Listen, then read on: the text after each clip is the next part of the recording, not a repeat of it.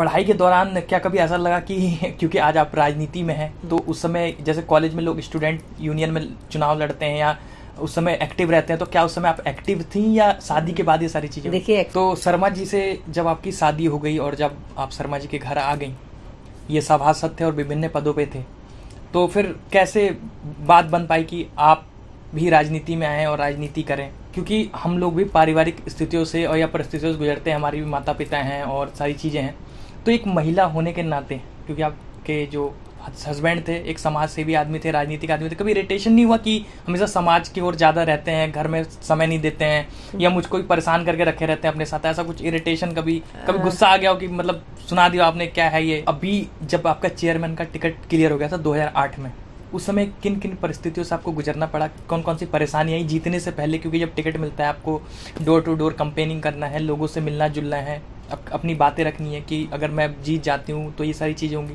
तो विश्वास दिलाना, क्या क्या समस्या है? 1988 में सभासद का चुनाव सर जीत चुके थे या उस समय थे सभासद। 1990 में आपकी शादी हुई और 1990 से 2008 का जो गैप पीरियड था 18 साल का लगभग, तो इस समय सोर्स ऑफ इनकम क्या था? क्योंकि बहुत सारे लोग जानना चाहते हैं कि आप राजनीति तो सक्रिय कर रहे थे, आप भी बाद में आई 2008 में, उससे पहले, तो सोर्स ऑफ इनकम क्या होता है जो राजनेता होते हैं, या कैसे उनका घर चलता है, बच्चे कैसे पढ़ते हैं? अभी नगर पालिका अध्यक्ष आप बन चुकी थी 2008 में, अब तो मेयर हो गया, उस समय नगर पालिका अध्यक्ष था।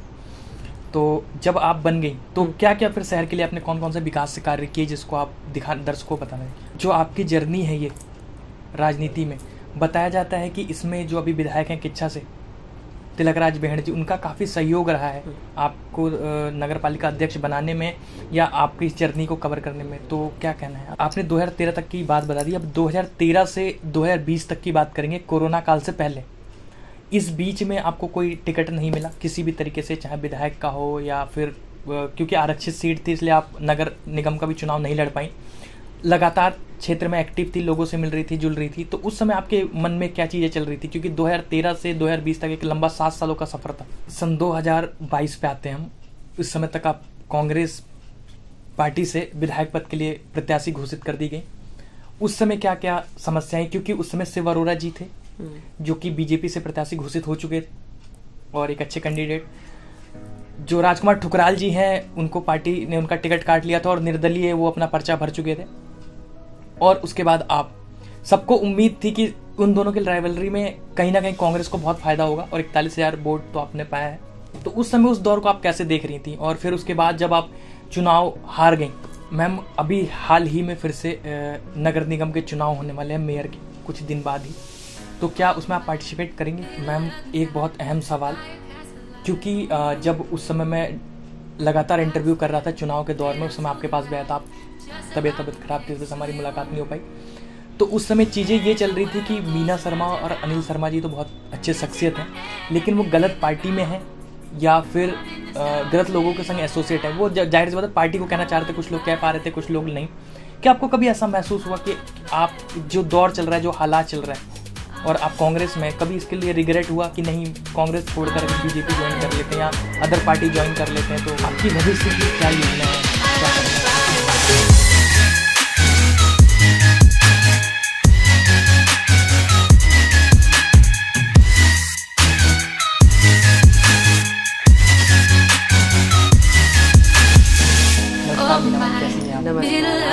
बहुत बढ़िया मैम। मैम आपका जन्म, शिक्षा, दीक्षा और पिताजी का एरिया ऑफ बैकग्राउंड क्या था, क्या करते थे? देखिए, मेरा जो जन्म है जी, वो गुजरात में गोधरा जिले का एक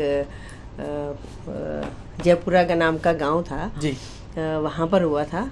एक ब्राह्मण परिवार में मेरा जन्म हुआ और मेरे पिताजी जो पीछे से, मेरे दादाजी का जो पैतृक गांव है वो यूपी उस समय प्रदेश होता था, उत्तर प्रदेश, उसमें हाथरस जिले में हेमा का नगला करके जो एक कस्बा था जी, वहाँ के हमारे दादाजी थे। पर बिजनेस के चक्कर में हमारे ताऊ जी और पिताजी ये गुजरात माइग्रेट कर गए थे जी, और वहीं पर उन्होंने अपने को सेटल किया और पिताजी की शादी भी वहीं पर फिर गुजरात में जाने के बाद हुई। आगरा से शादी हुई, मेरी मम्मी आगरा की है, ननियाल मेरी आगरा की है। और उसके बाद मेरा जन्म भी वहीं हुआ, गुजरात में हुआ, गुजरात प्रदेश में। और मेरी जो पढ़ाई है बीए तक की, वो भी मेरी वहीं गुजरात में हुई और गुजराती माध्यम से हुई। तो पढ़ाई के दौरान क्या कभी ऐसा लगा कि क्योंकि आज आप राजनीति में हैं, तो उस समय जैसे कॉलेज में लोग स्टूडेंट यूनियन में चुनाव लड़ते हैं या उस समय एक्टिव रहते हैं, तो क्या उस समय आप एक्टिव थी या शादी के बाद ये सारी चीजें? देखिए, एक्चुअल में अगर देखा जाए जी, तो मेरा जो परिवार था जी, हमारे ताऊ जी के बेटे थे, वो उस समय भी कांग्रेस पार्टी में जुड़े हुए थे, राजनीतिक गतिविधियों में जुड़े हुए थे। तो पारिवारिक वो तो राजनीति से जुड़े हुए थे, लेकिन मेरा उस समय इंटरेस्ट नहीं था। मेरा सिर्फ एक मोटो था कि पढ़ाई करूं। पढ़ाई करने के बाद मुझे टीचर बनने की इच्छा थी कि मैं बीएड में एडमिशन लूं और फिर मैं टीचर बनूं, क्योंकि मैं पढ़ाई में भी ठीक थी। मेरी पारिवारिक भूमि पहले भी बहुत आर्थिक कमजोर रही है। कई भाई बहनों का हमारा परिवार था और ऐसे में शिक्षा बड़ी मुश्किल से मैंने बीए तक की करी है। और मेरा बीएड और पीटीसी जो वहाँ पर गुजरात में होता था टीचर की पढ़ाई के लिए, उसमें भी मेरा एडमिशन हो गया था। पर फिर मेरी यहाँ पर बुआ जी रहती है और बुआ जी के टच में हमारे जो ससुर जी पंडित जयपाल शर्मा जी, क्योंकि ये ब्राह्मण के नाते पूजा पाठ का काम करते थे, एक पंडिताई का, तो बुआ जी के यहाँ आना जाना था। तो रिश्ते की बात चली शर्मा जी के लिए और फिर मेरी शादी हो गई। तो फिर मैं आगे जो टीचर बनना चाहती थी वो मेरा सपना बीच में ही रह गया। और मेरा मतलब राजनीतिक परिवार तो था, लेकिन मेरा अपना इंटरेस्ट राजनीति में नहीं था। मैंने बताया ना, मुझे टीचर बनके और पढ़ाना उस तरह का अच्छा लगता था जी। लेकिन शादी होने के बाद शर्मा जी भी यहाँ पर एक सभासद के रूप में थे। सन 88 में ये सभासद बने थे और कांग्रेस से जुड़े हुए थे। ये भी विभिन्न पदों पर रहे थे, वार्ड अध्यक्ष से लेके युवा कांग्रेस के नगर अध्यक्ष से लेके और सभासद थे। तो यहाँ आने के बाद भी राजनीतिक परिवार मिला तो मैं उनका बढ़ चढ़ कर हाथ बढ़ाती थी, लेकिन शादी से पहले मेरा कोई खास इंटरेस्ट नहीं था। तो शर्मा जी से जब आपकी शादी हो गई और जब आप शर्मा जी के घर आ गई, ये सभासद थे और विभिन्न पदों पे थे, तो फिर कैसे बात बन पाई कि आप भी राजनीति में आए और राजनीति करें? देखिए, शर्मा जी एक सभासद थे और लगातार जनता का आना जाना था। शर्मा जी के पीछे भी जनता को डीलिंग करना, उनको बिठाना, उनकी बात सुनना, और शर्मा जी लगातार व्यस्त रहते थे सामाजिक कामों में, राजनीतिक कामों में। तो उनके हर काम में हम हाथ जरूर बटाते थे। कोई भी बड़े लीडर आए तो उनके लिए जो भी व्यवस्थाएं करनी है, या फिर पब्लिक के लिए, या इलेक्शन है तो हमने वोटर स्लिप बनाने तक का काम मैंने किया है घर बैठे। पहले वोटर स्लिप हाथ से बनती थी। हाँ, बिल्कुल। तो शर्मा जी को जिम्मेदारी मिलती थी तो वो बाहर फील्ड में रहते थे तो हम हेल्प करते थे। आजकल तो फूलों का बहुत सारा काम होने लग गया है। पहले कोई बड़ा लीडर या पार्टी का कार्यक्रम होता था तो माला घर से बना के ले जाते थे। घर से बनाते थे। तो फूल और पत्ते तोड़ के वो ये आजकल जो बड़ी माला बनती है, स्वागत माला, वो भी हम घर में बैठ के बनाते थे। तो इस तरह का। और एक बार आदर्श कॉलोनी घास मंडी में बहुत बड़ी बाढ़ आई थी, तो शर्मा जी सभासद थे और उन्होंने पूरे मोहल्ले में सबसे बोला कि सब लोग, क्योंकि वहाँ बाढ़ की वजह से खाना नहीं बन पा रहा था, तो उन्होंने कहा सारे लोग घर में बैठ के और जितना जितना खाना बना सकते हो बनाओ, मैंने वहाँ बांटना है, पहुँचाना है ज़रूरतमंद लोगों के लिए। तो हम मोहल्ले के लोग, हम परिवार के लोग काफ़ी सारा खाना बना के भी देते थे। तो इस तरह का हाथ तो बटाते रहते थे।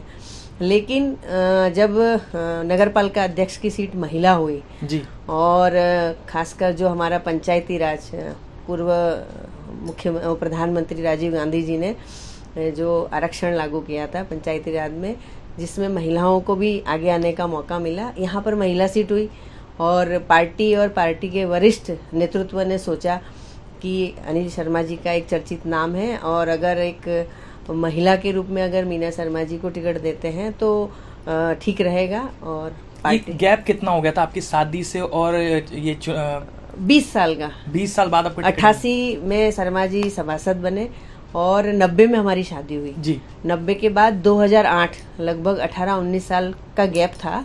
उसके बाद ये नगर पालिका अध्यक्ष की सीट महिला हुई जी, और पार्टी ने शर्मा जी और मेरे पर भरोसा जताया और जनता ने भी मेरे पर भरोसा जताया और भारी बहुमत के साथ उन्होंने जिता के मुझे नगर पालिका अध्यक्ष बनने का मौका दिया। और जब 2008 में मैं नगर पालिका अध्यक्ष बनी, तब से मैं और सक्रिय राजनीति में आई। नहीं तो पहले पर्दे के पीछे से शर्मा जी की हेल्प करते थे। 2008 के बाद मैं जनता के बीच में बिल्कुल स्टेज पे खुलकर और सबके बीच में लगातार हूँ। क्योंकि हम लोग भी पारिवारिक स्थितियों से और या परिस्थितियों से गुजरते हैं, हमारी भी माता पिता हैं और सारी चीज़ें हैं, तो एक महिला होने के नाते, क्योंकि आपके जो हस्बैंड थे एक समाज सेवी आदमी थे, राजनीतिक आदमी थे, कभी इरिटेशन नहीं हुआ कि हमेशा समाज की ओर ज़्यादा रहते हैं, घर में समय नहीं देते हैं या मुझको ही परेशान करके रखे रहते हैं अपने साथ? ऐसा कुछ इरिटेशन, कभी गुस्सा आ गया हो कि मतलब सुना दिया आपने क्या है ये? नहीं, देखिए, मायके में मैं बड़े परिवार से हूँ जी, क्योंकि ताऊ जी पापा जी सब साथ रहते थे। ताऊ जी के भी 3 बेटे बहुएं साथ रहती थी, उनके भी बच्चे थे, हमारे भी भाई बहन थे, तो भरा पूरा बड़ा परिवार था। तो काम की तो कोई दिक्कत नहीं हुई, क्योंकि वहाँ भी आदत बनी हुई थी। और आप जान रहे कि पहले ट्रेंड भी नहीं होता था काम वाली रखने का, पहले घर की महिलाएं सब मिलजुल कर काम करते थे। तो मायके में भी मुझे आदत थी, और यहाँ भी आने के बाद मैं एकमात्र बहू होने के नाते घर की बहुत सारी जिम्मेदारियाँ खुद पर ही थी, तो मुझे काम की कभी दिक्कत नहीं आई, काम के लिए कभी इरिटेट नहीं हुए। हाँ, लेकिन कभी कभी जैसे मेरे दोनों बच्चे थे छोटे, और पहले शादी करने के बाद जब मैं थी अकेली, तो दिन भर शर्मा जी घर से गायब रहते थे। कभी किसी का राशन कार्ड बनाना है, कभी किसी की पेंशन बनानी है, किसी का एडमिशन कराना है, किसी का एक्सीडेंट हो गया है, मतलब टोटल मैं बल्कि खाने के लिए इंतजार करती रहती थी, क्योंकि अपने लोगों में ऐसा होता है कि पति खाने के बाद ही खाना चाहिए, ऐसा पहले था। तो अब इंतजार करते थे कि शर्मा जी आएंगे तो हम खाएंगे। तो कभी कभी 3:30 बज जाता था, 5:30 भी बज जाता था, ये घर पे ही नहीं आते थे। ये दिन की बात है या रात की? दिन में जैसे लंच टाइम में। हाँ, 3:30 भी बज गया, नहीं आए, 5:30 भी बज गया। फिर परेशानी ये होती थी कि कभी कभी बच्चों को ज़रूरत है कहीं पर और ये नहीं होते थे, या मुझे तब जब सबसे ज़्यादा परेशानी हुई कि एक बार इनको बहुत बुखार था और ये इनकी उठने की स्थिति नहीं थी, और ऐसे में कोई आए और उन्होंने बोला मेरा एडमिशन कराना है। तो हमने बोला आज उनकी तबीयत सही नहीं है और बहुत बुखार में है, ये मतलब मेरा चेयरमैन बनने से पहले की बात है। तो मैंने कहा कि ये सभासद थे, तो मैंने बोला आज नहीं जा सकते क्योंकि उनकी तबीयत बहुत ख़राब है। तो उन्होंने बोला नहीं, उनको आज मेरे लिए 2 मिनट के लिए भी जाना ही पड़ेगा, क्योंकि मेरा बच्चे का एडमिशन का वो है समस्या और जाना ही पड़ेगा। तो मैंने कहा भैया 1 आध दिन बाद चले जाएंगे। अब वो जिद करने लगे तो शर्मा जी ऐसे ही बुखार में, तेज बुखार में उठकर और उनके साथ एडमिशन के लिए चले गए। तब मुझे लगा कि ऐसा फील्ड किस काम का कि जो इतनी तबीयत खराब में भी नहीं लोग समझ पा रहे। तो ऐसे कभी कभी ऐसा कोई प्रसंग आ जाता था, तब थोड़ा सा लगता था ये शर्मा जी का कहीं पारिवारिक परिवार में कार्यक्रम में जाना है, और घर के लोग सब इंतजार कर रहे थे कि अभी आएंगे, और ये दिन भर फंस जाते थे। बल्कि एक बार तो क्या हुआ कि मेरी पहली करवा चौथ थी और हम पहली करवा चौथ में वैसी ज़्यादा खुशी होती है, हम सब तैयारी कर रहे थे, इंतजार कर रहे थे, और उस समय किसी मैटर को लेके कार्यकर्ताओं को कोई आंदोलन करना था, और पुलिस ने इन सभी कांग्रेस कार्यकर्ताओं को गिरफ्तार करके और थाने में बिठा दिया। जब थाने में बिठा दिया तो हम इंतजार करते करते करते हमारा शाम हो गई कि करवा चौथ है, आएंगे। बाद में पता चला कि यहाँ से सब लोगों को हल्द्वानी शिफ्ट कर दिया जेल में। अब मैं उस समय रोने लग गई कि मेरी पहली करवा चौथ है और इनको जेल हो गई। फिर मैं उनके लिए खाना जेल में ही भेज रही थी, मैं कहा वहीं भेज के उसके बाद ही व्रत खोलेंगे, लेकिन ये बहुत देर में 11-12 बजे घर आ गए। तो ऐसी परिस्थितियों में लगता था कि ये फील्ड अच्छा नहीं है। लेकिन जब 2008 में मैं खुद इस फील्ड में आई और मैंने देखा लोगों की समस्याएं होती है, क्योंकि लोग बड़ी उम्मीद से आते हैं, और कई बार किसी का एडमिशन की लास्ट डेट होती है या कोई बहुत इमरजेंसी काम होता है, तब लगता है कि हमें थोड़ी तबीयत खराब भी हो या हम पारिवारिक जीवन को हम साइड में रख के, और हमें उनका सामाजिक जीवन हमारे लिए बड़ा हो जाता है। तो जब 2008 में मैं बाहर आने के बाद मुझे महसूस हुआ कि पूरा दिन हमारा भी गायब रहता था, हम भी पूरे दिन घर नहीं आ पाते थे। जब चेयरमैन थे व्यस्तता रहती थी, तो और कहीं धरना है, आंदोलन है, सामाजिक धार्मिक कामों में उलझे हैं, तो निश्चित समय का कोई ध्यान नहीं रहता है। और बाद में हमारे बच्चे भी सफ़र कर रहे थे कि पहले पापा नहीं आते थे, अब मम्मी पापा दोनों ही नहीं आते हैं। तो ये चीज़ें आती हैं सार्वजनिक जीवन में। अभी जब आपका चेयरमैन का टिकट क्लियर हो गया था 2008 में, उस समय किन किन परिस्थितियों से आपको गुजरना पड़ा, कौन कौन सी परेशानी आई जीतने से पहले? क्योंकि जब टिकट मिलता है आपको डोर टू डोर कैंपेनिंग करना है, लोगों से मिलना जुलना है, अपनी बातें रखनी है कि अगर मैं जीत जाती हूँ तो ये सारी चीज़ें होंगी, तो विश्वास दिलाना, क्या क्या समस्या है? देखिए, मैं एक बहुत शांत और शर्मीली स्वभाव की थी जी। मुझे जल्दी से मतलब खासकर जेंट्स वेंट्स में बोलना या भीड़ में बोलना मुझे कम पसंद था। तो जब स्टार्टिंग में मुझे ये सार्वजनिक जीवन में आना पड़ा तो मुझे बहुत दिक्कतें हुई। खासकर स्पीच देते समय भी मुझे पसीना पसीना हो जाती थी, और जब बहुत सारे जेंट्स बैठे हैं, भीड़ बैठी थी, उस भीड़ में मुझे जाने में बहुत घबराहट सी महसूस होती थी। और जैसे कहीं डेथ हो गई है, एक्सीडेंट हो गए हैं, ऐसी जगह जाने पे मैं बहुत परेशान होती थी, क्योंकि हमने पहले घरेलू और शांत जीवन जिया था। बिल्कुल। इस तरह की जैसे समस्या हो, झगड़ा फसाद, एक्सीडेंट, ऐसी जगह पे जाके भी मुझे बहुत तकलीफ होती थी कि कैसे सामना करेंगे। पर धीरे धीरे फिर एक सामना करने की आदत हो गई। सबसे बड़ी बात कि महिला सीट होने पे जब हमको टिकट मिला तो मेरे लिए बहुत दुविधा थी, क्योंकि मेरे दोनों बच्चे मना कर रहे थे कि मत लड़िए चुनाव, कि आप चुनाव मत लड़िए, क्योंकि पापा पहले ही दिन भर नहीं रहते हैं। क्योंकि मेरे बच्चे उस समय छोटे थे। बेटा हमारा ऐसी 6 में था शायद, और बिटिया 9th में थी, तो बच्चे भी छोटे छोटे थे। तो उन्होंने बोला आप मत जाइए, पापा अभी पूरा टाइम नहीं देते हैं घर में, और फिर आप भी पूरे समय नहीं रहेंगे तो हमको कौन देखेगा। जी। शर्मा जी का कहना था कि पार्टी का और हमारा सबका मन है कि आप चुनाव लड़ें। तो ऐसे में मुझे निर्णय लेना बड़ा कठिन लगा, लेकिन लास्ट में फिर मैंने राजनीतिक जीवन और सार्वजनिक जीवन जीने का निर्णय लिया, और बच्चों ने भी मेरा साथ दिया। मेरे ससुर जी पंडित जयपाल शर्मा जी, जिनको बिल्कुल ताज़ा और गर्म खाना खाने की आदत थी और टाइम पर खाना खाने की आदत थी, पर उन्होंने भी मुझे बहुत कोऑपरेट किया। अगर मैं 5 बजे या 3 बजे भी आती हूँ दोपहर में, तो हमारा इंतजार करते थे कि नहीं बच्चे आएंगे तभी साथ खाएंगे। और कभी कभी देहरादून या नैनीताल मीटिंग में से हम अगर रात में देर में आते हैं, या देहरादून से रात में 12-12, 1-1 बजे भी आते थे, तो मेरे जो ससुर जी पिता समान, वो हमारे लिए इंतजार करते थे कि नहीं बच्चे आएंगे तभी साथ खाएंगे। और अगर हमने खाना बना के रख भी दिया है तो उन्होंने ठंडा खाना भी खाया, मतलब बहुत कोऑपरेट किया। और हमारे पीछे घर में कोई आता था, कोई जाता था, तो उनको पानी पूछना, बिठाना, उनको बताना बच्चे बाहर गए हैं, और घर को देखभाल करना, हमारे ससुर जी ने भी बहुत साथ दिया। और हमारे बच्चों ने मेरे और इनके व्यस्त होने के बावजूद भी पढ़ाई में वो पीछे नहीं हुए। बच्चे हमेशा पढ़ाई में अच्छे रहे। घर से बाहर फालतू अपना समय व्यस्त करना उन्होंने ऐसा कुछ भी नहीं किया, ना अपने लिंक से हटे। और बिटिया भी इंजीनियर बनी, अब उसकी शादी हो गई है अच्छे घर में। और बेटा भी हमारा पंतनगर उसने निकाला, इंजीनियर बना, और अभी 2-3 बार उसने कैट भी एग्ज़ाम निकाला है, लेकिन किन्हीं कारणों से वो मतलब IIM कॉलेज ज्वाइन नहीं कर पाया। अभी भी वो जॉब कर रहा है, अच्छा पैकेज भी पा रहा है। तो मेरे बच्चों ने और परिवार ने भी साथ दिया। और मैं शर्मा जी के लिए भी कहना चाहती हूँ कि जब मैं पहले पूरा घर का काम संभालती थी, और अब जब मैं भी सार्वजनिक जीवन हो गया, तो कई बार टाइम बे टाइम जब हम घर में थके थकाए आते हैं, तो वो भी मेरा हाथ बटाने का काम करते हैं। जी, बढ़िया। तो परिवार ने भी मुझे कोऑपरेट किया, क्योंकि देखो जब तक एक महिला को परिवार कोऑपरेट ना करे तो वो किसी भी फील्ड में अपने को सफल या व्यस्त नहीं कर सकती, क्योंकि उसको घर की भी बहुत सारी जिम्मेदारियां हैं। तो परिवार ने भी बहुत साथ दिया मेरा। 1988 में सभासद का चुनाव सर जीत चुके थे, या उस समय थे सभासद। 1990 में आपकी शादी हुई, और 1990 से 2008 का जो गैप पीरियड था 18 साल का लगभग, तो इस समय सोर्स ऑफ इनकम क्या था? क्योंकि बहुत सारे लोग जानना चाहते हैं कि आप राजनीति तो सक्रिय कर रहे थे, आप भी बाद में आई 2008 में, उससे पहले। तो सोर्स ऑफ इनकम क्या होता है जो राजनेता होते हैं, या कैसे उनका घर चलता है, बच्चे कैसे पढ़ते हैं? देखिए, हमारे शर्मा जी जो हैं वो हमारे ससुर जी की पुत्र के रूप में एकमात्र संतान है जी। पिताजी भी जॉब करते थे जी, पिताजी पंडिताई भी करते थे, और साथ साथ हमारा बदायूं में घर खेती भी है। बिल्कुल। और शर्मा जी ने पहले तो 3 महीने PWD में सरकारी जॉब की। अच्छा, सरकारी गवर्नमेंट जॉब में थे? हाँ, PWD में जॉब में थे। आज भी उनके साथ के लोग, इनके मित्र लोग जॉब कर रहे हैं, पर इनका राजनीतिक जीवन में ज़्यादा इंटरेस्ट था, तो इसलिए उन्होंने वहाँ से छोड़ा।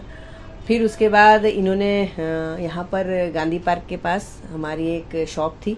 जब मेरी शादी हुई तो शर्मा जी की शॉप भी थी, और उस शॉप में टाइप और फोटोस्टेट का काम था, तो वहाँ से भी इनकम अर्निंग होती थी। फिर धीरे धीरे इधर व्यस्त होने के बावजूद भी शर्मा जी ने LLB किए। हाँ, वकील हैं। और वकालत की प्रैक्टिस भी की। जब मैं चेयरमैन बनी तो वकालत की प्रैक्टिस भी उन्होंने की। उसमें कर रहे थे मतलब? हाँ, कर रहे थे। और वकालत उसी समय 8 में उन्होंने की थी, उसके बाद प्रैक्टिस भी चालू कर दी थी। और प्रैक्टिस करने के बाद वहाँ से भी कुछ न कुछ इनकम हो रही थी। और कुछ हमारा छोटे मोटे मकान भी थे, तो उसमें से भी अपना इनकम होता रहता था। और हमारा जीवन, मैंने बोला ना, बहुत साधारण जीवन रहा है। क्योंकि आर्थिक बहुत मजबूती शुरू से नहीं रही है, लेकिन पिताजी की इकलौती संतान होने की वजह से हमें कोई भी खर्चों में कहीं भी कोई दिक्कत नहीं आई। क्योंकि सरकारी जॉब भी थी पिताजी की, पंडिताई भी करते थे, खेती का भी था, अभी भी खेती का आता है। और अपना हमारे अब बेटा भी कमाता है, बेटे की भी 1 लाख सैलरी है, तो कोई ज़्यादा दिक्कत नहीं आती है। और हमारा सार्वजनिक जीवन है ही, मकान भी है, मकान का भी रेंट आता है। अभी नगर पालिका अध्यक्ष आप बन चुकी थी 2008 में, अब तो मेयर हो गया, उस समय नगर पालिका अध्यक्ष था। तो जब आप बन गई तो क्या क्या फिर शहर के लिए आपने कौन कौन से विकास से कार्य किए, जिसको आप दर्शकों को बताना है? देखिए, नगर पालिका अध्यक्ष बनने के बाद, क्योंकि नगर पालिका का मेन फोकस नगर की सफाई, स्ट्रीट लाइट और ये जो ट्रैफिक लाइट है आपके टाइम का लगा हुआ है। हाँ, तो इस तरह का हमारा ज़्यादा फोकस रहा, क्योंकि सफाई मेन होती है। हमने सफाई पे इतना फोकस किया कि हमें बीजेपी की सरकार में बेस्ट नगर पालिका का स्वच्छ निर्मल नगर का पुरस्कार मिला। नगर पालिका को 10 लाख का इनाम और 3rd पुरस्कार मिला पूरे उत्तराखंड में जी। और उसके बाद हमारी नगर पालिका आदर्श नगर निकाय घोषित हुई। और साथ साथ मुझे भी यहाँ पर राजनीतिक जीवन में, सार्वजनिक जीवन के लिए बेस्ट उत्तराखंड अवार्ड भी मिला था। हमने नगर पालिका में सफाई की तरफ ज़्यादा फोकस करते हुए पहली बार डोर टू डोर कूड़ा कलेक्शन का जो काम शुरू हुआ, जो सीटी बजा के घर घर रिक्शा लेके, वो हमारे कार्यकाल में ही हुआ जी। और बहुत सारे ऐसे काम देखे होंगे। हम जब देहरादून जाते थे तो वहाँ ट्रैफिक लाइट लगी देखते थे। हाँ। तो हम कहते थे कि हमारे शहर में जाम की स्थिति सुधारने के लिए हम भी लगा सकते हैं। तो उस समय सबसे पहले ट्रैफिक लाइट लगाने का काम भी हमने किया। और हाउस टैक्स लगाने का, जैसे हमारा ट्रांजिट कैंप है, तो नगर पालिका की आय भी होनी चाहिए, क्योंकि अगर नगर पालिका की आय नहीं होगी तो कर्मचारियों के वेतन से लेके विकास के काम बाधित होते हैं। क्योंकि बहुत सारी नगर पालिकाएं ऐसी थी कि वो उनका कर या कोई अलग से आय नहीं होने से उनके कर्मचारियों की तनख्वाह भी नहीं मिल पाती थी। लेकिन रुद्रपुर नगर पालिका ऐसी एक अच्छी नगर पालिका रही है कि यहाँ राजस्व ठीक है, शहर से हाउस टैक्स से लेके और दुकानों का टैक्स वो आता था। और जो हमको सरकार की तरफ से जो मिलता है, तो उसमें भी हमारे कर्मचारियों की चाहे तनख्वाह हो, चाहे उनका रिटायरमेंट का लेन देन हो, कभी बाधित नहीं हुआ, समय पे मिलता था। और साथ साथ थोड़ा थोड़ा विकास भी कर पाते थे। तो नगर पालिका की इनकम बढ़े, इसलिए हमने हाउस टैक्स लगाने का भी काम शुरू किया था ट्रांजिट कैंप में, कि भाई इतनी बड़ी आबादी है, वहाँ पर सड़कें भी हम बनाते हैं, ट्रैफिक लाइट भी लगाते हैं, नल भी लगाते हैं, तो कम से कम वहाँ से इनकम होगी तो और विकास कर पाएंगे। और यहाँ पर लाइब्रेरी को हाईटेक करने के लिए हमने 3 मंजिला लाइब्रेरी बनाई यहाँ पर गांधी पार्क के सामने जी। और महिलाओं को मार्केट में आने के लिए, शॉपिंग के लिए, बाद में उनको कहीं फ्रेश होना है तो दिक्कत होती थी, तो हमने, आपने देखा होगा, गांधी पार्क के स्तूप के बगल में एक हाईटेक शौचालय बनाया। और ऐसे छोटे छोटे कई सारे काम हमने करने का काम किया। हमारे कांग्रेस की सरकार बनी, विजय बहुगुणा जी उस समय मुख्यमंत्री बने थे और पहली बार सिटी क्लब में आए थे दीपक जी वो। तो क्योंकि मैं जब नगर पालिका अध्यक्ष थी और जगह जगह जाती थी, तो चाहे रामपुरा हो, चाहे ट्रांजिट कैंप हो, चाहे और बस्तियां हो, स्वच्छ पीने का जो पानी होता है उसकी बड़ी दिक्कत थी। क्योंकि नलों से ही काम, हैंडपंप से, सरकारी हैंडपंप या प्राइवेट हैंडपंप से ही काम चलता था। और हम आए दिन हैंडपंप ठीक कराते कराते परेशान हो जाते थे, क्योंकि सारा दबाव हैंडपंप पे ही रहता था। तो हमने हमारे जो मुख्यमंत्री उस समय के तत्काल कांग्रेस के विजय बहुगुणा जी जो थे, उनको हमने एक अपनी तरफ से एक मांग रखी थी कि ये सारी जो बस्तियों की 80,000 आबादी है, उनको स्वच्छ पानी पीने के लिए पेयजल योजना आपको लागू करनी है। और बहुगुणा जी ने उस समय उस पेयजल योजना को स्वीकृत किया। और सारा बजट बनने के बाद, जगह पसंद करने के बाद, एस्टीमेट बनने के बाद, उन्होंने 50 लाख रुपया पहली किस्त के रूप में जारी भी किया था। और फिर बहुगुणा जी बदल गए थे, हरीश रावत जी बने थे। तो हरीश रावत जी और राज बब्बर जी ने फुटबॉल मैदान में, आपको याद होगा जी, वहाँ आकर इस योजना का उद्घाटन भी किया था। तो हमारा इस तरह फोकस रहा। और उसके साथ साथ सड़क नाली तो कोई भी बनाता है, सफाई भी कराता है, लेकिन महिलाओं को मजबूत करने के लिए मैंने जो कौशल सुधार योजना होती है उसमें 500-700 महिलाओं को सिलाई प्रशिक्षण सिखा के उनको सिलाई मशीन भी दी, ब्यूटी पार्लर का कोर्स कराया, 12 पढ़े हुए बच्चों को हमने कंप्यूटर प्रशिक्षण दिया। और उसके बाद हमने महिलाओं को आगे बढ़ाने के लिए समूह, स्वयं सहायता समूह पर जोर देकर महिलाओं को जोड़ा। और साथ साथ एक योजना थी, उसके तहत गरीबों को जो मकान देने की योजना, आवासीय योजना, तो एक अनुसूचित जाति का वार्ड और गरीब वार्ड, ऐसा हमारा निर्धन लोग ज़्यादा रहते थे। तो रामपुरा क्षेत्र का हमने 380 मकान स्वीकृत भी कराए थे। और उसमें 16.5 करोड़ रुपया स्वीकृत होने के बाद पहली किस्त के रूप में 6.5 करोड़ रुपया निगम में आ भी चुका था। फरवरी में आया था जी। और फरवरी जब तक उसका टेंडर वेंडर निकलता, सब प्रोसेस चल रहा था, और निगम 1.5-2 महीने पहले ही नगरपालिका भंग हो गई और निगम बन गया। और निगम बनने के बाद उस योजना को हम धरातल पे नहीं ला पाए। पैसा स्वीकृत हो गया, सब कुछ हुआ, और बाद में दूसरा जो बोर्ड बना उसमें वो पैसा धीरे धीरे सरकार को वापस हो गया। तो हमारी वो 380 मकानों की जो योजना थी, वो गरीब लोग लाभान्वित होते, वो अधूरी रह गई। जो आपकी जर्नी है ये राजनीति में, बताया जाता है कि इसमें जो अभी विधायक हैं किच्छा से, तिलकराज बेहड़ जी, उनका काफ़ी सहयोग रहा है आपको नगरपालिका अध्यक्ष बनाने में या आपकी इस जर्नी को कवर करने में। तो क्या कहना है आपका? देखिए, शर्मा जी बहुत हार्ड वर्कर थे जी, लेकिन जब तक किसी शीर्ष नेतृत्व का या बड़े व्यक्ति का हाथ ना हो, तो कई बार राजनीतिक क्षेत्र में आगे बढ़ना, जनता का प्यार तो जरूरी है बिल्कुल, लेकिन पार्टी में भी शीर्ष नेतृत्व का सहयोग जरूरी है।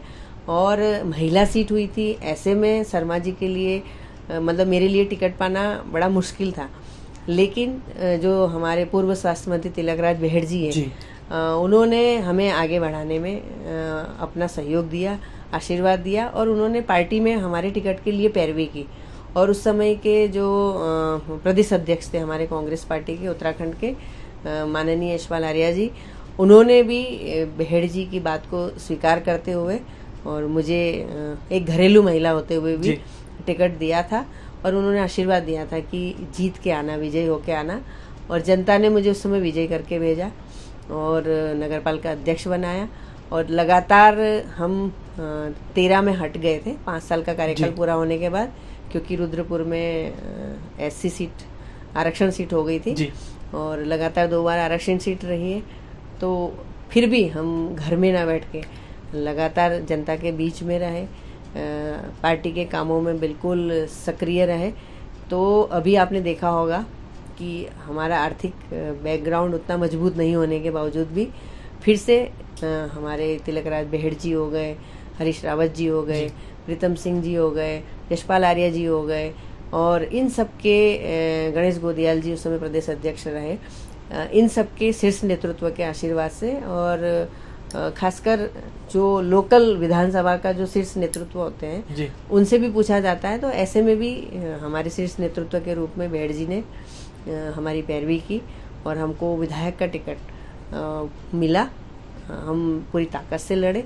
ठीक है, इस समय कुछ परिस्थितियां ऐसी हैं कि जनमानस के दिमाग से वो नहीं उभर पा रही है। आपने देखा होगा कि पहले रुद्रपुर में जो शांति और जो एक माहौल था वो काफ़ी समय से थोड़ा सा विचलित चल रहा है और जनता को गुमराह कर कर अभी भी वही माहौल बनाने की कोशिश रहती है। ऐसे में फिर भी जनता ने मुझे, क्योंकि इस समय आप देख ही रहे हैं भारतीय जनता पार्टी में चाहे सांसद का इलेक्शन लड़े, चाहे प्रधान का लड़े, चाहे पार्षद का लड़े, एक ही नाम पे इलेक्शन लड़ा जा रहा है। बिल्कुल। और नीचे का कैंडिडेट का अपना या उसके नाम पर कोई महत्व नहीं रह गया है।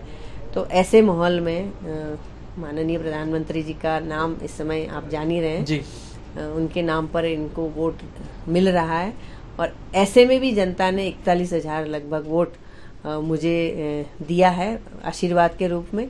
ये मेरे लिए बहुत बड़ी बात है क्योंकि एक पैसे में भी कमज़ोर और इस समय जो परिस्थितियां हैं ऐसी परिस्थिति में उन्होंने मुझे इतना बड़ा आशीर्वाद दिया, मेरा मनोबल बढ़ाया।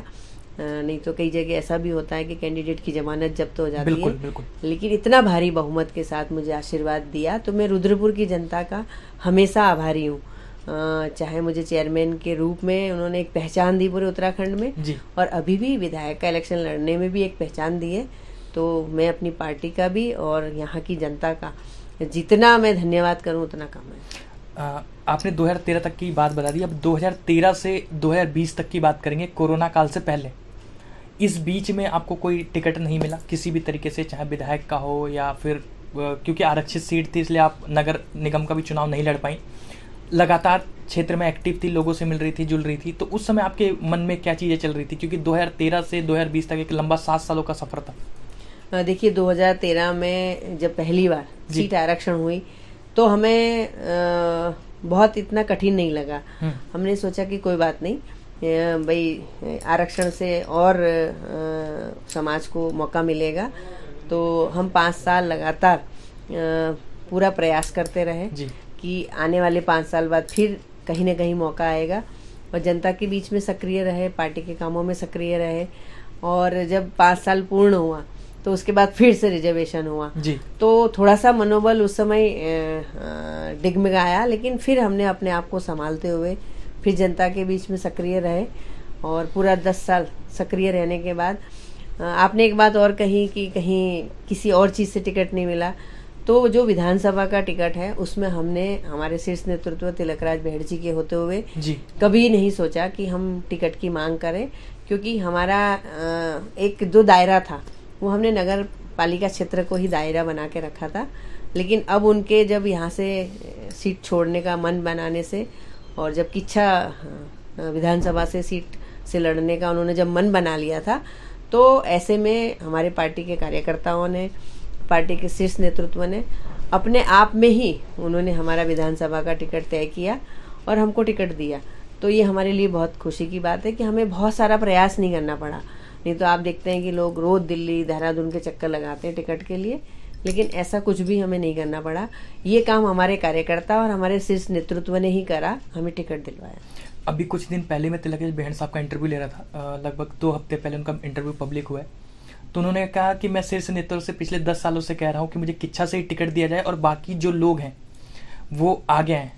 तो मुझे उस समय लगा कि शायद हो सकता है कि वो आपके लिए ही कहना चाह रहा हूँ कि बाकी लोग आगे हैं, क्योंकि और दूसरा कोई चेहरा तो मुझे दिखता नहीं है। कोरोना काल में जब सब लोग परेशान थे, घरों में थे, क्योंकि महामारी ऐसी आई थी, उस बीच भी आप काफ़ी एक्टिव रही, तो उस दौर को किस तरीके से देखती हैं? जब कोविड महामारी आई तो उससे पहले इस महामारी से हम सभी लोग अनजान थे, भयभीत भी थे कि किस तरह से अपने को भी सुरक्षित करा जाए, क्योंकि शर्मा जी जो हैं मेरे पति वो डायबिटिक है और ऐसे में था कि भाई जो डायबिटिक है, जिनको हार्ट प्रॉब्लम है, ऐसे लोगों के लिए बहुत घातक है जी। तो उनको भी बचाते हुए, और मेरे ससुर जी पंडित जयपाल शर्मा जी वो भी हार्ट प्रॉब्लम उनको रहती थी, तो एक बुजुर्ग भी थे 95 साल के थे, तो उनको भी सेफ रखना था। तो इन सबको सेफ रखते हुए हमने सोचा कि हम किस तरह से सबकी मदद कर पाए जी। और जिस तरह से बताया जाता था कि वो वायरस कैसे फैलता है, तो वो सोच के तो और ही डर लग रहा था। सब्जी लेने के लिए भी सब्जी को कितना धोते थे, काम वाली जो घर में काम करने के लिए आती थी हमारी हेल्पर, उसको भी हमने 1.5-2 महीना नहीं बुलाया, क्योंकि भाई वो इतना प्रिकॉशन रखे ना रखे। तो ऐसे में घर के भी सारे काम, झाड़ू पोछा सफाई, कपड़ा बर्तन से लेके, खाना पीना से लेके, घर के लोगों का रख रखाव से लेके, और बाहर से कोई आया तो सैनिटाइज करना, हैंड वॉश कराना, कितनी उस समय टेंशन हो गई थी कि कोई व्यक्ति आता था तो एकदम दहशत होती थी कि पहले इसको हमें टोकना पड़ेगा कि भाई हैंड वॉश करो, दूर बैठो। और एक तो हमारे शर्मा जी जनता में इतने घुले मिले रहते हैं कि वो एकदम हाथ मिलाने के लिए हाथ बढ़ाना या नज़दीक बैठना, तो सबके बीच में टोकना भी बड़ा कठिन होता था कि आप डायबिटिक हैं, आप संभालिए। मास्क भी बहुत कम लगाते थे क्योंकि हमको भी इतनी आदत नहीं थी।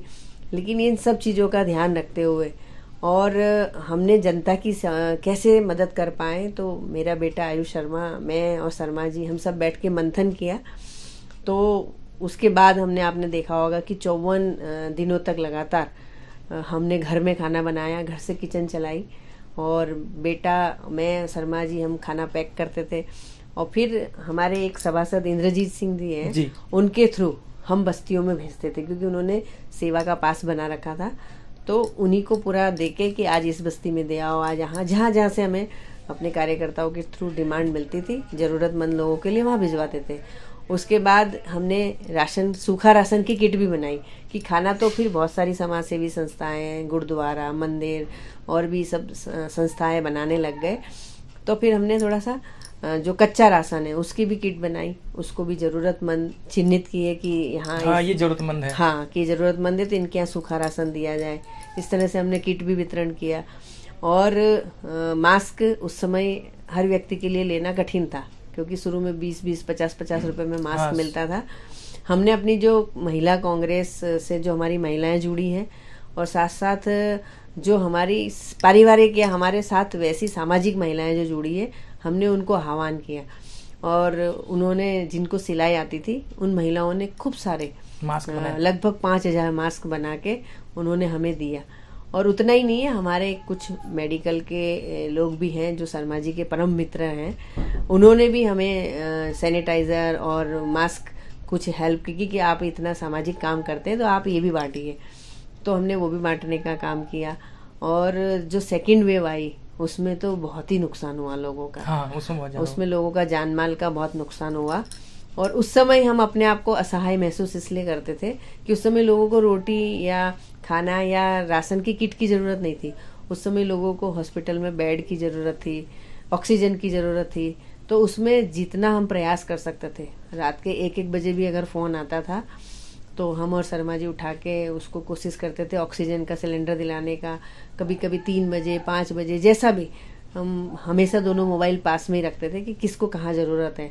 और तब ज़्यादा असहाय महसूस करते थे कि उसको कहीं बेड में ऑक्सीजन, वेंटिलेटर बेड की जरूरत पड़ती थी, और वो सारे हॉस्पिटल फुल थे और वो नहीं मिल पाता था। तब ऐसा लगता था कि चाहे कोई बड़ा नेता हो या पैसे वाला हो, इस समय इस बीमारी के सामने असहाय है, और हम उस समय मदद नहीं कर पा रहे थे। तब हमारा मतलब दिल कांपता था और आंखों में आंसू भी आ जाते थे।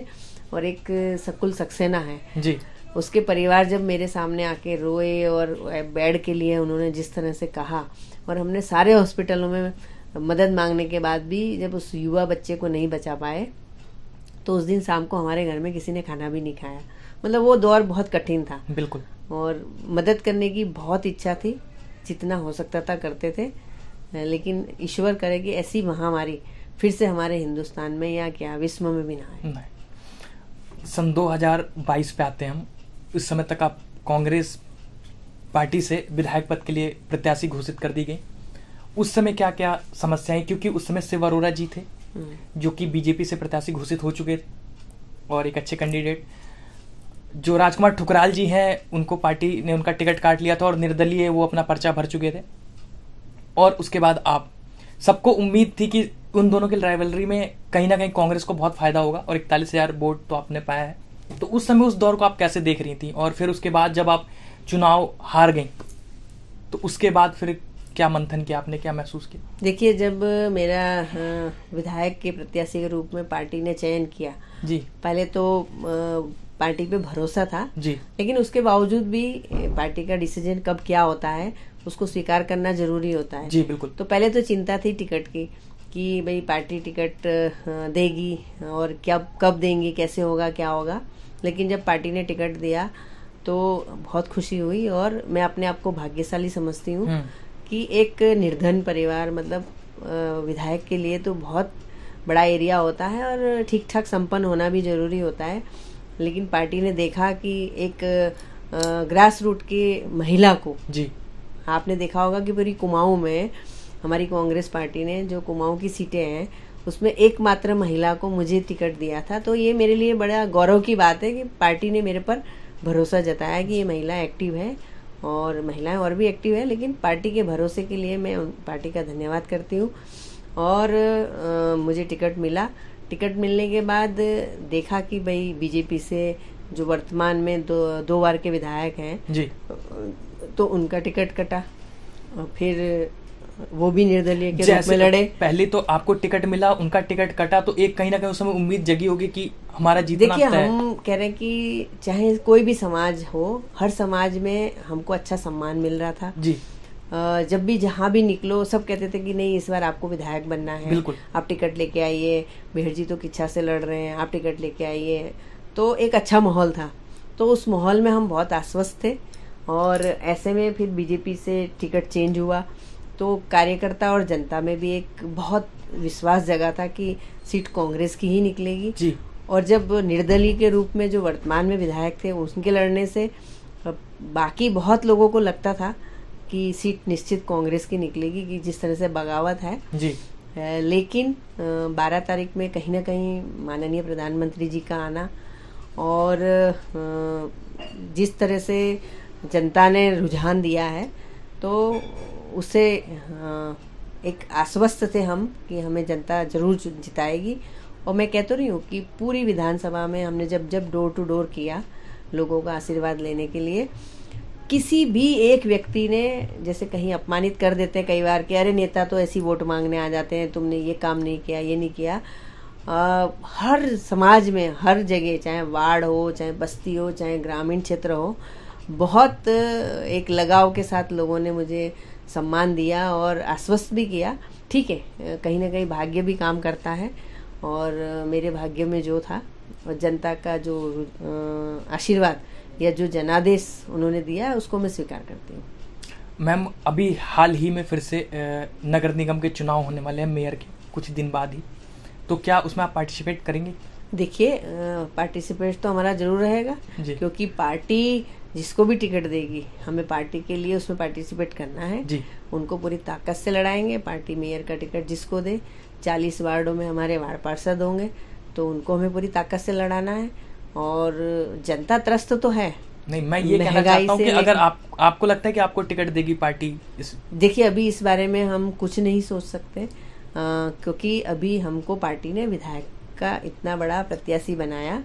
नेशनल कांग्रेस पार्टी एक राष्ट्रीय पार्टी है तो हमारे लिए वही बहुत गौरव की बात है। और पार्टी जो 23 में निगम के चुनाव होने जा रहे हैं, हमारी जैसी जहाँ जिम्मेदारी तय करेंगे हम पार्टी के उस कैंडिडेट को पूरी ताकत से लड़ाएंगे। मैम, एक बहुत अहम सवाल, क्योंकि जब उस समय मैं लगातार इंटरव्यू कर रहा था चुनाव के दौर में, उस समय आपके पास गया था, तबीयत खराब थी, इस वजह से हमारी मुलाकात नहीं हो पाई। तो उस समय चीज़ें ये चल रही थी कि मीना शर्मा और अनिल शर्मा जी तो बहुत अच्छे शख्सियत हैं, लेकिन वो गलत पार्टी में हैं या फिर गलत लोगों के संग एसोसिएट है। वो जाहिर सी बात है पार्टी को कहना चाह रहे थे, कुछ लोग कह पा रहे थे, कुछ लोग नहीं। क्या आपको कभी ऐसा महसूस हुआ कि आप जो दौर चल रहा है, जो हालात चल रहा है, और आप कांग्रेस में, कभी इसके लिए रिग्रेट हुआ कि नहीं कांग्रेस छोड़कर अगर बीजेपी ज्वाइन कर लेते हैं या अदर पार्टी ज्वाइन कर लेते हैं तो हालात बेहतर होते? नहीं, हम कांग्रेस परिवार से हैं और कांग्रेस पार्टी के प्रति हमेशा हमारी आस्था है। ठीक है, दौर आता है जाता है, कभी अप एंड डाउन चलता है। आप पीछे जाइए, कभी यही भारतीय जनता पार्टी की 2 सीटें हुआ करती थी, बिल्कुल सही। तो आज उन्होंने इतना लंबा संघर्ष करके यहाँ पहुँचे हैं। और कभी कांग्रेस पार्टी की भी लहर हुआ करती थी। कई ऐसे विधायक प्रत्याशी होते थे कि उनको घर बैठे टिकट मिलता था और वो कांग्रेस पार्टी के नाम पर जीत जाते थे। तो आज ऐसा विपरीत है, आज दूसरे नाम से उस पार्टी के लोग जीतते हैं। पिछली बार जब सांसद का चुनाव चल रहा था लोकसभा का, तो हम ट्रांजिट कैंप क्षेत्र में, ठाकुर नगर क्षेत्र में हम घूम रहे थे और हरीश रावत जी को टिकट मिला था जी। तो हम वहाँ पर जब वोटर से कहते थे कि आप हरीश रावत जी को जानते हैं, उन्होंने बोला हाँ हम मुख्यमंत्री रहे हैं, उनको जानते हैं। तो मैंने कहा सौभाग्य है कि वो लोकसभा से इस बार यहाँ के कैंडिडेट है और आपको वोट करना है। तो कुछ युवा, कुछ बुजुर्ग वो सीधे कहते थे कि नहीं हमारा वोट सीधे मोदी जी को जाएंगे। हाँ। तो हम उनसे सवाल करते थे कि आपके यहाँ से कैंडिडेट कौन खड़ा है। तो कई बार थोड़ी सी हमारी बस्ती की महिलाएं हैं या बुजुर्ग हैं, वो कहते थे नहीं हम कोई किसी को नहीं जानते यहाँ कौन खड़ा है, पर हमारा वोट सीधे यहाँ से, हमारा वोट मोदी जी को जाएंगे। तो ऐसा भी लोगों में एक था। और आपने देखा ही कि भाई हमारे हरीश रावत जी मुख्यमंत्री रहते हुए भी उत्तराखंड में हम 5 सीट नहीं जीत पाए। एक माहौल ऐसा चल रहा है। हाँ, उस समय कैसा था? तो पार्टी की और जनता का जो रुझान है वो बदलता रहता है। पहले 2 सीट पे भारतीय जनता पार्टी थी, आज वो चरम सीमा पर है। उस समय कांग्रेस चरम सीमा पर थी और निश्चित जनता ये तो एक्सेप्ट कर रही है कि जो कांग्रेस के समय में जो रोजगार था, जो एक इनकम थी, वो आज नहीं है। महंगाई देखो कहाँ से कहाँ पहुँची है। चाहे डीजल हो, पेट्रोल हो या गैस सिलेंडर से लेके खाने पीने का सामान हो, हर चीज़ में महंगाई है। रोजगार आप देख रहे हैं कि 2000 करोड़ नौकरियां देने की बात करने वाले 2 करोड़, आज 12 करोड़ से ज़्यादा तो अभी बेरोजगार हुए हैं। और जिस तरह से एक नई योजना के तहत वो युवाओं को जो हाँ, ये इस पे भी देना चाहते हैं, वाला ही था। आज चारों तरफ हाहाकार मचा हुआ है। तो रोजगार नहीं है। आप ज़्यादा दूर मत जाइए, सिडकुल में जाके देखिए, आए दिन कंपनियों के बाहर धरना प्रदर्शन चलता है और लोग बेरोजगार हुए हैं। कोविड काल में और बेरोजगार हुए हैं, लोगों की इनकम कम हुई है, व्यवसाय नहीं है, हर जगह आज परेशानी है। और अभी 2022 का चुनाव जो चल रहा था उसमें उत्तराखंड में एक रुझान था कि कांग्रेस की सरकार आएगी और लोग चाहते थे कि कांग्रेस की सरकार आए, लेकिन कोई न कोई ऐसे कारण रहे कि लगता है कि सरकार आते आते रह गई। आपकी भविष्य की क्या योजना है? अब क्या करने वाली है मीना शर्मा? देखिए, मैं कांग्रेस पार्टी में नगरपालिका अध्यक्ष तो रही, विधायक का चुनाव भी लड़ी, लेकिन उसके साथ साथ मैं पार्टी के संगठन से भी जुड़ी हूँ। मैं पहले महामंत्री रही महिला कांग्रेस में, अब मैं वरिष्ठ उपाध्यक्ष भी पिछले काफ़ी साल से रही हूँ। और पार्टी संगठन में मजबूती के साथ साथ मैं जनता के बीच में हमेशा रहूँगी।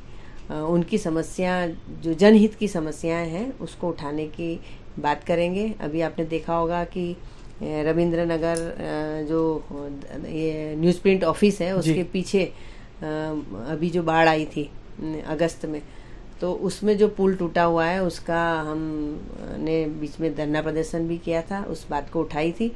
पर अभी 1 महीने से ज़्यादा हो गया है, अभी उसमें कोई काम नहीं हो रहा है, तो उसके लिए हमें फिर संघर्ष करना है। और जहाँ जहाँ जनता के लिए हमें संघर्ष करना है उसमें हम लगातार सक्रिय रहेंगे। मैम, चलते चलते एक बहुत अहम सवाल है कि आप नगर पालिका में अध्यक्ष रहीं और आगे भी हो सकता है होंगी। एक जगह पड़ता है उधर दुधिया नगर, और वो रामपुरा से आगे को आप जाते हैं, दुधिया नगर से मंदिर के सामने बहुत सारा कूड़ा पड़ा हुआ है। आप चाहें उसके लिए विरोध प्रदर्शन कर सकते हैं, धरना प्रदर्शन कर सकते हैं, नगर पालिका में जाके, नगर निगम में जाके कह सकते हैं। आप लोग उस पर ध्यान नहीं देते ना, आपकी तरफ से मैंने अभी कभी देखा। और रामपाल जी हैं, उन कई अखबार में हम लोग खुद आर्टिकल लिखते हैं, चीज़ें चलाते हैं, लाइव चलाते हैं, सारी चीज़ें करते हैं, उस पर कभी भी किसी तरीके का मुझे लगता नहीं काम हुआ। अब क्या सामने जो उन्होंने टीन के उससे कवर्ड किया है, क्या उससे सिचुएशन सही हो जाएंगी? मेरा एक बहुत अच्छे मित्र रहते हैं, वहाँ मैं जाता हूँ, बहुत ज़्यादा स्मेल आता है, उसे बहुत लोगों को समस्या, और उसका कोई परमानेंट सोल्यूशन क्यों नहीं ढूंढ पा रहा है? देखिए, आपने ठीक कहा कि किसी भी शहर की सुंदरता उसकी स्वच्छता से दिखती है। बिल्कुल। जब हम नगर पालिका अध्यक्ष रहे तब नगर पालिका क्षेत्र में आबादी कम थी जी, और इन 10 सालों में 15 सालों में आपने देखा कि आबादी का दबाव भी बहुत है जी, और हर घर से डेली वेस्टेज निकलना जरूरी है। बिल्कुल। हमने इसीलिए गली मोहल्ले साफ रहे, डोर टू डोर कलेक्शन, कूड़ा कलेक्शन चलाया था। और लाल कुआं में एक वहाँ पर एक प्रोजेक्ट लगा हुआ है कि वहाँ पर ये पॉलीथीन को अलग करना, रिसाइकलिंग करने का। तो वहाँ भी उस समय भी हमने कुछ मटेरियल भिजवा के कि पन्नी से यहाँ के लोगों को निजात मिले। और हमारी नगर पालिका के साथ साथ हम 3 नगर पालिका ने मिलकर एक ज़मीन हायर करने का प्लान बनाया था, और उसमें गदरपुर, दिनेशपुर और रुद्रपुर। ठीक है। तो गदरपुर और दिनेशपुर उस समय उन्होंने असमर्थता जताई कि हमारे पास उतना पैसा नहीं है, लेकिन रुद्रपुर में फिर भी सोचा कि चलो हम पैसा ज़्यादा लगा के उस जगह को चयनित करके वहाँ पर ये कूड़ा डंपिंग हो और शहर से दूर हो। पर कोई भी सरकारी योजना पास होने में टाइम लगता है, और उस समय उस योजना पास नहीं हो पाई। और नहीं तो हम यहाँ से जो ये शहर में कूड़े का ढेर है, गंदगी का, उसको दूर ले जाना चाहते थे। और आपने देखा होगा कि जब हमारे हटने के बाद भी चाहे दुधिया बाबा जी जो हैं उनको लेकर या वहाँ की जनता को लेकर, क्योंकि बधईपुरा, पहाड़गंज, दुधिया नगर, रामपुरा, ये आसपास की सारी जो बस्तियाँ हैं वो हमेशा उस दुर्गंध वाले वातावरण में जीते हैं। और हमने हस्ताक्षर अभियान भी चलाया था सरकार को कि भाई यहाँ से इसको निस्तारण किया जाए। हम उस निस्तारण में साथ हैं, पर अभी भी वो निस्तारण अभी हो नहीं पाया है। और सही कह रहे हैं कि जनहित में उस आंदोलन को भी हमें चलाना चाहिए। मैम, क्योंकि जो लोग हैं वहाँ के, मेरे दोस्त हैं, मैं हर दूसरे चौथे दिन हर जाना होता है, आप भी जाते रहते हैं, तो उनकी तरफ से ये अपील है और चैनल के माध्यम से मैं अपील करना चाहूँगा कि आप, क्योंकि आप दूसरी पार्टी से हैं, इस समय कोई और लोग बैठे हैं वहाँ पे, रामपाल जी हैं मेयर, तो आप उस चीज़ पे थोड़ा सा फोकस करें तो शहर के लिए ठीक होगा। और आप भी इसी शहर से आती हैं, तो हमारा काम तो लोगों के लिए करना है, तो आप जरूर कुछ कीजिए। मैं आपको दीपक जी बताऊं कि बीच में एक चीज और रह गई, वो उस कूड़े को ढेर को हटाने के लिए हमने वहाँ पर प्रस्तावित पार्क और पार्किंग स्थल का एक बोर्ड भी लगाया था, पीछे से बाउंड्री भी लगाई थी, हमने भी टीन छड़ की लगाई थी, क्योंकि वहाँ जो आबादी है वो धीरे धीरे आबादी बाहर की तरफ आ रही थी और वो जगह बिल्कुल नष्ट हो जाती। अच्छा, सामने शमशान घाट भी है, तो वहाँ आए दिन दैत संस्कार में सब लोग जाते हैं, तो पार्किंग की भी बड़ी परेशानी रहती है। तो हमने जब हमारे समय में वहाँ पर गड्ढा था और वो कूड़ा फिलिंग करते करते थोड़ा प्लेन सा हो गया था, उसके बाद हमने उसमें कई सारी मिट्टी का भरान भी कराया था, मिट्टी डलवाई थी और पार्किंग स्थल और पार्क बनाने के लिए भी प्रयास किया था।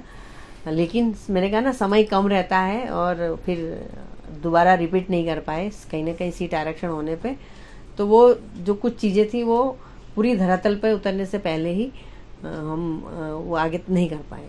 चलिए, अब इस इंटरव्यू को हम खत्म करते हैं और एक चीज़ मैं बताना चाहूँगा इंटरव्यू को एंड करते करते कि मैं शिशु मंदिर का छात्र था। सुशील जी थे, वो मेरे को 4th-5th क्लास में पढ़ाते थे उस समय, और पहली बार जो मैंने आपका नाम सुना था वो मेरा एक बहुत पुराना मित्र, बहुत जिगरी यार है, वो मनीष शर्मा, राजा शर्मा भी कहते हैं, आपके रिलेशन में आते हैं हाँ, मेरे भतीजा हैं। तो उस समय आप नई नगर पालिका अध्यक्ष का चुनाव जीती थी और वो कहता था कि मेरी ताई चेयरमैन बन गई है। उसका एक ही डायलॉग था, क्योंकि छोटे थे हम और वो चीजें होती हैं खेलते खेलते में, तो कोई बात होती है तो मेरी ताई चेयरमैन है, जैसे वो चाचा विधायक है हमारे वाला, और उसकी सिस्टर भी है कीर्ति शर्मा, वो भी अच्छी हमारी सिस्टर है। तो वो सारी चीजें देखता हूँ कि उस समय हम नाम सुनते थे और आज इंटरव्यू कर रहे हैं, तो सारी चीजें तो बहुत धन्यवाद मैम। मैम, ये मेरा चैनल है फिल्मी चाणक्य, आप इसके दर्शकों को क्या कहना चाहेंगे? नमस्कार, फिल्मी चाणक्य के सभी दर्शकों को मेरा नमस्कार। और आपने हमारा इस इंटरव्यू को सुना और आगे भी आप सबके हमेशा सहयोग की ज़रूरत है, और इस चैनल के लिए भी मैं कहती हूँ कि इनका उज्जवल भविष्य हो, आगे बढ़े और जनहित की समस्याओं को बहुत जोर शोर से उठाएं और पारदर्शी और निष्पक्ष काम करें, ऐसी मैं अपेक्षा रखती हूँ। दोस्तों, आज हमारे साथ थी मीना शर्मा, जो कि अभी चुनाव हुए थे, कांग्रेस से प्रत्याशी थी विधायक पद की। चुनाव में 41,000 वोट पाए, हालांकि चुनाव नहीं जीत पाई। उससे पहले वो 2008 से 2013 तक नगर पालिका की अध्यक्ष रही हैं और 2008 से लगातार सक्रिय हैं। अभी महिला मोर्चा में महामंत्री भी थी और अभी महिला मोर्चा में वरिष्ठ उपाध्यक्ष हैं। लोगों के बीच बहुत लोकप्रिय हैं, कोई भी अगर उन्हें बुलाता है तो तुरंत पहुंचती हैं लोगों के किसी भी कार्य को लेकर। तो फिर मिलता हूं मैं किसी नए शख्सियत के साथ, जब तक के लिए शिव सुन जय श्री राम।